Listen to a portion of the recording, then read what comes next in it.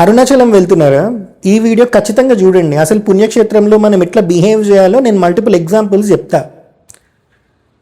ఈ వీడియో చేయడానికి కారణం ఏంది అని అంటే, మోక్షం వస్తుంది అని చెప్పి అరుణాచలంలో మనం గిరి ప్రదక్షిణ చేసేటప్పుడు కుబేరలింగం దగ్గరనో ఎక్కడనో మోక్ష మార్గం అని ఒకటి ఉంటుంది.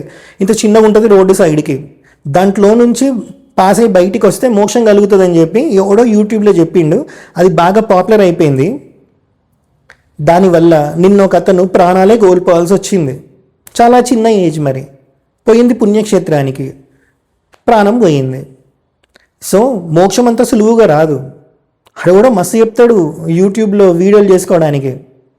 బట్ దాని ప్రాముఖ్యత ఏంటి, అసలు దాని ఆథెంటిసిటీ ఏంటో కూడా మీరు చూసుకోవాలి కదా. మరి అరుణాచలంలో మీరు గిరి ప్రదక్షిణ చేయండి, ఎవ్వరికి ఫరక్ పడదు. ఎందుకని అంటే అరుణాచలం కొండ ఏదైతుందో అదే సాక్షాత్తు శివలింగం కాబట్టి మనం ప్రదక్షిణ చేస్తాం. ఇప్పుడు ఈ మోక్ష మార్గం గురించి నేను ఎందుకంత క్లారిటీగా చెప్తున్నా అని అంటే, అరుణాచలం గర్భగుడిలో చేసే అర్చకుల ఫ్యామిలీస్ ఉన్నాయి 5 మంది.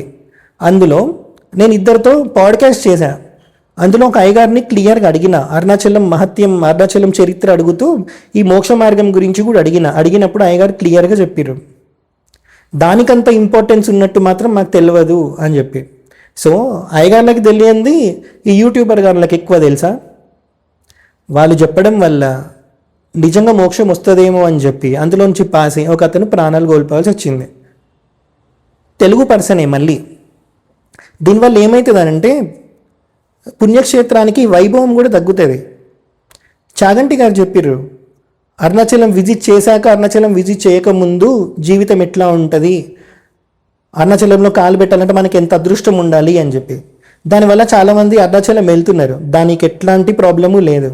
కానీ ఇదే చాగంటి గారు మోక్ష మార్గం గురించి అంత గొప్పకి ఎక్కడన్నా చెప్పిర్రా? లేదు కదా. మరి ఎవడో యూట్యూబర్ చెప్పిందని మీరు ప్రమాణంగా తీసుకొని ఎట్లా పోతున్నారు? సో సింపుల్గా చెప్పాలి అని అంటే, పుణ్యక్షేత్రంలో ఎట్లా బిహేవ్ చేయాలో ఫస్ట్ మీరు నేర్చుకోండి. దానికి మీరు చేయాల్సింది ఏంది అని అంటే, పుణ్యక్షేత్రానికి మీరు ఏదైతే వెళ్తున్నారో ఆ పుణ్యక్షేత్రం స్థల పురాణం తెలుసుకోండి ఫస్ట్. ఈ పాయింట్ ఇక్కడ ఎందుకు చెప్తున్నానంటే, రమణ మహర్షికి సంబంధించి రమణ మహర్షి లేఖల్లో ఒక ఇన్సిడెంట్ ఉంటుంది. శృంగేరికి సంబంధించిన ఒక పర్సన్ రమణ మహర్షికి సన్యాసం ఇద్దామని చెప్పి రమణ మహర్షి ఇంట్రెస్ట్ ఏందో కనుక్కుందామని పోతాడు అన్నట్టు. శృంగేరి జగద్గురు 33వ జగద్గురుకి ఈ విషయం తెలియదు. రమణ మహర్షి ఎట్లాగో బ్రాహ్మణుడే కాబట్టి సన్యాసం ఇద్దామని అనుకుంటాడు. ఎవరైతే పర్సన్ వెళ్ళిండో రమణ మహర్షికి ఈ రిక్వెస్ట్ అనేది చెప్తాడు. రమణ మహర్షి ఆలోచిస్తా అని చెప్తారు. ఇతను ఏం చేస్తానంటే, నేను కిందికి వెళ్ళి లంచ్ చేసేసి వస్తా అని చెప్పి పోతాడు అన్నట్టు. ఈ లోపే ఒక పర్సన్ ఒక మూటల్లో బుక్స్ అన్ని తీసుకొని రమణ మహర్షి దగ్గరికి వస్తాడు. ఇది ఇక్కడే పెట్టుకోండి స్వామి, నేను ఇప్పుడే బయటికి వెళ్ళేసి వస్తా అని చెప్పి. సరే, వచ్చేలోపు అందులో బుక్స్ ఉన్నాయి అన్నాడు కాబట్టి తీద్దామని చెప్తే అందులో ఒక బుక్ కనిపిస్తుంది, అరుణాచల మహత్యం అని చెప్పి. బుక్ ఓపెన్ చేస్తారు, అందులో ఒక శ్లోకం కనిపిస్తుంది. అరుణాచలంలో ఎవరైతే ఉంటారో 24 యోజనాల దూరం వరకు వాళ్ళకి ఎట్లాంటి దీక్ష తీసుకోవాల్సిన అవసరము లేదు అని అందులో ఉంటుంది అన్నట్టు. ఇక్కడ ఎవరెవరు ఉంటారో వాళ్ళని నాలోనే నేను ఐక్యం చేసుకుంటా అని చెప్పి. సో ఈలోపు రమణ మహర్షి చదువుతారు. మళ్ళీ ఆ పుస్తకాలు ఎవరైతే తీసుకొని వచ్చారో మూటల్లో అతను వస్తాడు. రమణ మహర్షి దాన్ని ఎట్లుందో అట్లనే ప్యాక్ చేస్తే అతను తీసుకొని వెళ్ళిపోతాడు. కొంచెం సేపు తర్వాత మళ్ళీ శృంగేరి పర్సన్ వస్తాడు. వచ్చినప్పుడు రమణ మహర్షి చెప్తారు, నాకు ఎట్లాంటి దీక్ష వద్దు అని చెప్పి, అంటే సన్యాస దీక్ష అని చెప్పి అతను వెళ్ళిపోతారు. శృంగేరి జగద్గురు 33వ జగద్గురు, నాకు తెలియకుండా ఎప్పుడు ఇట్లాంటి పనులు చేయొద్దు, రమణ మహర్షి స్థాయి ఏంటో మీకు తెలియదు అని చెప్పి ఆయన వాళ్ళ పర్సన్కి సింపుల్గా వార్నింగ్ ఇస్తారు అన్నట్టు. అంటే మీరు ఆలోచించండి, అరుణాచలంలో మీరు ఉన్నారు అని అంటే మీరున్న దగ్గర నుంచి, అంటే ఆ కొండ ఎక్కడైతే ఉంటుందో అక్కడి నుంచి 24 యోజనాల దూరం ఎట్లాంటి దీక్ష తీసుకోవాల్సిన అవసరం లేదు అని. మీరు అక్కడ కాలు పెడితే చాలు వచ్చేది మోక్షం. దానికి మీరు జస్ట్ పాదాలు కాదు పెట్టాల్సింది. ఎప్పుడైతే మీరు అరుణాచలంలో దిగుతారో పాదరక్షలు తీయండి, అంటే చెప్పులు తీయండి. దేవుడు నడిచిన భూమి కదా, ఆ పాద స్పర్శని మీరు ఫీల్ అవ్వండి. అక్కడ స్టార్ట్ అవుతుంది మీ సాధన. అరుణాచల శివ, అరుణాచల శివ, అరుణాచల శివ, అరుణాచల అని చెప్పి ఎవ్వరితో మాట్లాడకుండా 14 కిలోమీటర్లు ప్రదక్షిణ చేయండి. అప్పుడు ఒక సాధన స్టార్ట్ అవుతుంది. అది మెల్లిమెల్లిగా మోక్షానికి దారి తీస్తుంది. అంతే తప్ప ఏదో చిన్నగా ఉందని చెప్పి దానిలో నుంచి దూరి బయటికి వస్తే మోక్షం రాదు, బొక్క కూడా రాదు. అంత ఈజీగా మోక్షమే వస్తే పరీక్షిత్ మహారాజుకి శుకబ్రహ్మ వారం రోజులు ఎందుకు? శ్రీమద్ భాగవతం చెప్తారు, పొద్దున రాత్రి అనేది లేకుండా అతనికి శరీరం వదిలిపెట్టడానికి వారం సమయం ఉంటుంది. మరి వారం రోజులు పట్టింది.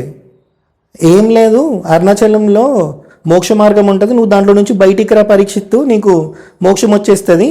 అది జస్ట్ 1 మినిటే పని కాబట్టి మిగతా 6 రోజులు 23 గంటలు 59 నిమిషాలు ఎంజాయ్ చేయి, ఇంకా చచ్చిపోతున్నావు కదా, ఆ 1 నిమిషం నువ్వు అందులో నుంచి బయటికి రా అని చెప్పలేడా శుకబ్రహ్మ? మరి 17 పురాణాలు రాశాక ఇంకా ఏదో వెలతి వ్యాసుడికి, నేను ఏదో చేయాల్సింది చేయలేకపోతున్నా అని. అప్పుడు నారదుడు వచ్చి చెప్తారు, విష్ణుమూర్తి కథలు రాయి, విష్ణుమూర్తి భక్తుల కథలు రాయమని చెప్పి. అది శ్రీమద్ భాగవతం. పొద్దున రాత్రి 7 రోజులు కంటిన్యూగా వింటాడు. ఏమైనా పాటించిందా? వింటే వచ్చింది మోక్షం. మరి ఇప్పుడు శ్రీమద్ భాగవతం మీ ఇంటి దగ్గర బుక్ స్టాల్లో కూడా ఉంది కదా, తెచ్చుకొని చదువుతురా? పొద్దున్న లేసే ఫోన్లు పట్టుకుంటారు కదా. చాగంటి గారిది శ్రీమద్ భాగవతం ఉంటుంది, సామవేదం గారు కూడా చెప్పే ఉంటారు, వద్దిపరతి గారు చెప్పే ఉంటారు. మరి శ్రీమద్ భాగవతం వినండి, వస్తుంది మోక్షం. అదివ్వనుకొద్దు.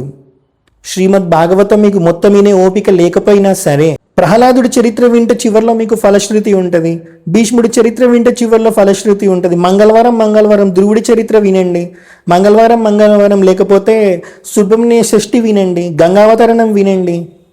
వద్దు, చాలా సింపుల్ వేలో మోక్షం రావాలన్నట్టు. ఎట్లొస్తుంది మోక్షం? మళ్ళీ పరీక్షిత్ మహారాజ్ ఎగ్జాంపులే తీసుకుంటే, రాముడి వంశంలో పుట్టిన కట్వాంగుడు, అతనికి ఒక గడియ మాత్రమే సమయం ఉంటుంది, 48 నిమిషాలు. 48 నిమిషాలు అతనికి దేవతల తరఫున రాక్షసుల మీద యుద్ధం చేస్తాడు, చాలా ఘోరంగా యుద్ధం గెలుస్తారు. ఇంక ఇతను అయోధ్యకు వచ్చేద్దామని అనుకున్నప్పుడు ఇంద్రుడిని అడుగుతాడు, స్వామి నాకు ఇంకెంత సమయం మిగిలింది అని చెప్పి, నీకు ఇంకొక గడియ మిగిలింది అని చెప్తారు. ఆయన ఏం భయపడడు, 48 నిమిషాలు నాకు ఇంకా ఉందా నా జీవితంలో, నా శరీరాన్ని నేను వదిలిపెట్టడానికి అని చెప్పి శ్రీరంగంలో విగ్రహం ఉంటుంది కదా విష్ణుమూర్తిది, ఆ విగ్రహం దగ్గర కూర్చొని 48 నిమిషాలు దాని మీదనే కాన్సన్ట్రేట్ చేస్తే వచ్చింది మోక్షం. ఇట్లా పాస్ అయిపోతే రాదు మోక్షం. సింపుల్గా చెప్తున్నా, మళ్ళీ ఏదో ఉంది కాదని చెప్పి ఇట్లా పాస్ అయితే బొక్క కూడా రాదు మోక్షం. మరి అట్లా చూస్తే పక్కనే చెరువు గట్టు ఉంటుంది, పరశురాముడు పెట్టిన చివరి శివలింగం భూమి మీద, అక్కడ 2 కొండల మధ్యలో ఇంత చిన్న గ్యాప్ ఉంటుంది. ఆ గ్యాప్లో నుంచి బయటకు వస్తే కూడా మోక్షం వస్తుందని ఏదో బిలీవ్ చేస్తారు అన్నట్టు. మరి 90 కిలోమీటర్లు హైదరాబాదు చెరువుగట్టు, మరి అక్కడికి పోయి మోక్షం తెచ్చుకోవచ్చు కదా, అరుణాచలంకి ఎందుకో పోతారు? చెప్తున్నా మళ్ళీ, వీకెండ్ రాగానే అరుణాచలం పోవాలి, వీకెండ్ రాగానే ఇంకో దగ్గరికి పోవాలి. దాని బదులు వీక్ డేస్లో పొద్దున పూట మీ ఇంటి పక్కన ఉన్న గుడికి పోతే అరుణాచల శివలింగంలో ఏ పరమాత్మ అయితే ఉంటాడో అదే పరమాత్మని మీ ఇంటి పక్కన ఉన్న రామాలయంలో, శివాలయంలో, కృష్ణుడి గుడిలో, వెంకటేశ్వర స్వామి గుడిలో అదే పరమాత్మని విగ్రహ రూపంలో తెచ్చి పెట్టిరు కదా ప్రాణప్రతిష్ఠ విధానంతో. లింగ పురాణంలో చెప్తారు, అప్రాకృత శరీరంతో మతిమన్మధ రూపిణం కృతరీతి ఘనీభూతం సచ్చితానంద విగ్రహం అని. అంతటా ఉన్న పరమాత్మని, నువ్వు చూడలేని పరమాత్మని నువ్వు చూడగలిగే స్థితిలో ఒక విగ్రహంలోకి తీసుకొని వచ్చి పెట్టిర్రు. రారా పొద్దున్న లేచి ఇక్కడికి దర్శనం చేసుకో అని చెప్పి. పోతురా? పోరు. కానీ 700 కిలోమీటర్ల అవతలకి పోయి అందులో మోక్ష మార్గంలో నుంచి బయటికి వచ్చేస్తే మోక్షం వచ్చేస్తుంది. సాధన లేకుండా మోక్షం రాదు. అట్లీస్ట్ చచ్చిపోయే చివరి ఊపిరిలో నీకు దేవుడి పేరైనా గుర్తుండాలి. అజామిలోపాఖ్యానం వినండి, తెలుస్తుంది. బ్రహ్మజ్ఞానం పొందే స్టేజ్లో తప్పు చేస్తాడు, ఆ తప్పు జీవితాంతం కంటిన్యూ చేశాడు, కానీ చనిపోయే చివరి ఊపిరిలో తన కొడుకు పేరు నారాయణ, చివరి ఊపిరిలో నారాయణ అని పిలుస్తాడు. విష్ణుమూర్తి ఇంకొక అవకాశం ఇస్తాడు. అప్పటికే యమదూతలు వచ్చి నించుంటారు ఈయన తీసుకుపోదామని చెప్పి. చివరి ఊపిరిలో నారాయణ అన్నందుకు ఇంకొక లైఫ్ ఇచ్చారన్నట్టు, మోక్షం పొందమని చెప్పి.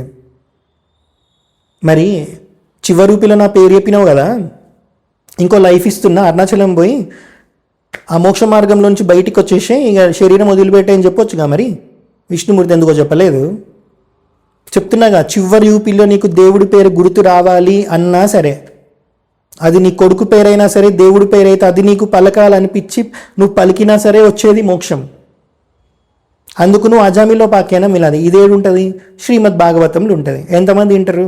ఎవ్వడు వినడు. కానీ 700 కిలోమీటర్ల అరుణాచలంకి పోయి మోక్ష మార్గంలోంచి బయటకు వచ్చి మోక్షం పొందాలి. ఏంది ఇది? అరుణాచలంలో నాకు కొన్ని కాంటాక్ట్స్ ఉన్నాయి. గాన్గాపూర్లో అయ్యగారులు నన్ను గుర్తుపడతారు. కొన్ని పుణ్యక్షేత్రాలు నన్ను గుర్తుపడతారు నా వీడియోస్ చూసి. వాళ్ళు నాకు ఒకటే చెప్తారు వెళ్ళినప్పుడు. ఇప్పుడు గాన్గాపూర్ ఎగ్జాంపుల్ తీసుకుంటే, అమావాస్య పౌర్ణమి రోజు గాన్గాపూర్కి వస్తే చాలా పవర్ఫుల్ అని చెప్పి అమావాస్య పౌర్ణమి రోజు చాలామంది వెళ్ళడానికి ట్రై చేస్తారు. అట్లా రావద్దని చెప్పండి. వాళ్ళకి ఏదైనా ప్రాబ్లం ఉండి గాన్గాపూర్ విశిష్టత ఏదైతే ఉందో దానికి తగ్గట్టే వాళ్ళకి ఏదైనా ప్రాబ్లం ఉండి అప్పుడు మాత్రమే రమ్మని చెప్పండి. ఇంతమంది జనాన్ని ఇంత చిన్న ఊర్లో మేము హ్యాండిల్ చేయలేము, వాళ్ళకి దర్శనం పీస్ఫుల్గా అవ్వదు, ఇక్కడ వసతులు కూడా వాళ్ళు ఎక్స్పెక్ట్ చేసినవి అన్నీ ఉండవు, కాబట్టి నార్మల్ డేస్లో వాళ్ళని వచ్చి ప్రశాంతంగా దర్శనం చేసుకోమని చెప్పండి అని చెప్తారు అన్నట్టు. ఆ వీడియో నేను ఆల్రెడీ చేసి పెట్టిన, 1 మిలియన్ వ్యూస్ వచ్చాయి దానికి. అయినా సరే మళ్ళీ రొటీన్ అదే అమావాస్య పౌర్ణమికి పోతారు. వీక్ డేస్లో పోండి, వీకెండ్స్లో అరుణాచలంకి రావద్దని చెప్తారు. నాకు ఒక కమిటీ మెంబర్ కూడా తెలుసు. వీకెండ్స్లో రావద్దని చెప్తారు, రోడ్లు బ్లాక్ చేస్తారు, గిరి ప్రదక్షిణ చేయడానికి వీలు ఉండదు. చాగంటి గారు చెప్పిర్రు ఒక మాట, దానివల్ల చాలామంది అరుణాచలం వెళ్తున్నారు. ఒక అరుణాచలం వెళ్ళే బదులు పొద్దున పోతే రాత్రికల్లా మళ్ళీ శ్రీశైలం పోయి రావచ్చు.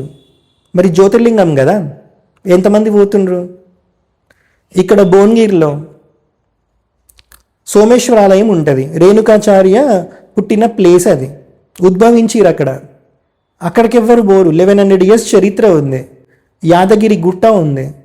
ఇక్కడ పరశురాముడు పెట్టిన చివరి శివలింగం హైదరాబాద్ నుంచి 90 కిలోమీటర్ల దూరం. ఎవడు పోడు. ప్రతి పుణ్యక్షేత్రానికి ఒక విశిష్టత ఉంటుంది. చాగంటి గారు ప్రవచనంలో చెప్పినప్పుడు ఆ ప్రవచనంలో 1 minute బాగా హైలైట్ అయ్యింది. మరి శ్రీశైలం గురించి ప్రవచనాలు చెప్పారు, అన్ని పుణ్యక్షేత్రాల గురించి ప్రవచనాలు చెప్పారు కదా, మరి అక్కడికి ఎందుకో బోరు? అహోబలం మరి నరసింహస్వామి ఆవిర్భవించిందే మన తెలుగు స్టేట్స్లో నుంచి. అక్కడికి ఎంతమంది పోతారు? ఎవరికి తెలియదు, అది ఇక్కడ పక్కనే ఉంటుందని చెప్పి. సో గాన్గాపూర్ విషయానికి వస్తే, అక్కడ భీమా అమరజ సంగమం జరుగుతుంది అన్నట్టు గాన్గాపూర్లో. అక్కడ ఏం చేస్తారు, చాలామంది వచ్చి బట్టలు పడేస్తారు అన్నట్టు. ఎందుకు అని నేను అడిగితే అయ్యగారు చెప్పింది ఒకటే, ఇక్కడ స్నానం చేసి బట్టలు వదిలేస్తే వాళ్ళు ఇంతకుముందు చేసిన పాపం అంతా పోతుందని చెప్పి నదిలో స్నానం చేసి బట్టలు అక్కడ వదిలేస్తారంట. ఓ పని చేయండి, ఉన్న బట్టలన్నీ తీసుకొని వెళ్ళిపోండి గానగాపూర్కి, వేసుకోండి, స్నానం చేయండి, వదిలేయండి, వేసుకోండి, స్నానం చేయండి, వదిలేయండి. మళ్ళీ ఇంటికి వచ్చి మళ్ళీ కొత్త బట్టలు కొనుక్కోండి, కొత్త పాపం చేయండి, మళ్ళీ పాపాలన్నీ మూట కట్టుకొని అదే బట్టలు తీసుకొని మళ్ళీ వెళ్ళిపోయి నదిలో వదిలేయండి. సిగ్గుశరం ఉండాలి పుణ్యక్షేత్రాలను ఖరాబ్ చేయడానికి. కాశీ ఇక రోడ్లు అయితే చెప్పాల్సిన అవసరమే లేదు, మొత్తం ఎర్రగా ఉంటాయి అన్నట్టు. గుట్కా నమిలి ఊస్తే ఉంటాయి కదా, మొత్తం అయ్యే రోడ్లు ఉంటాయి. మరి పరమశివుడు ప్రళయం వచ్చినప్పుడు కాశీని త్రిశూలం మీద నించోబెట్టేస్తానంట. సాక్షాత్తు పరమశివుడు నడిచిన నేల దాని మీద ఉమ్మిస్తురు. సో ఎక్కడ పోయినప్పుడు ఎట్లా బిహేవ్ చేయాలో తెలియదు. నదిలో బట్టలు వదిలేస్తే పాపం పోతుందంట, దరిద్రం పోతుందంట. ఏం మూఢనమ్మకాలు అసలు. సో యూట్యూబ్లో ఎవడైతే చెప్తాడో అది చెప్పినా అసలు మీరు నమ్మకండి. మనకి పురాణాలు అవైలబుల్ ఉన్నాయి. పుణ్యక్షేత్రానికి పోయినప్పుడు అక్కడ అయ్యగారులు చెప్తారు, లేకపోతే అక్కడ ఉన్న జనాలు అక్కడనే పుట్టి అక్కడనే పెరిగిన వాళ్ళు ఉంటారు కదా, వాళ్ళు కూడా చెప్తారు ఏది విశిష్టత, ఏది విశిష్టత కాదు, ఏది మూఢనమ్మకం అని చెప్పి. సో పుణ్యక్షేత్రాలకు వెళ్ళినప్పుడు ఎట్లా బిహేవ్ చేయాలో కొంచెం నేర్చుకోండి. హర హర మహాదేవ.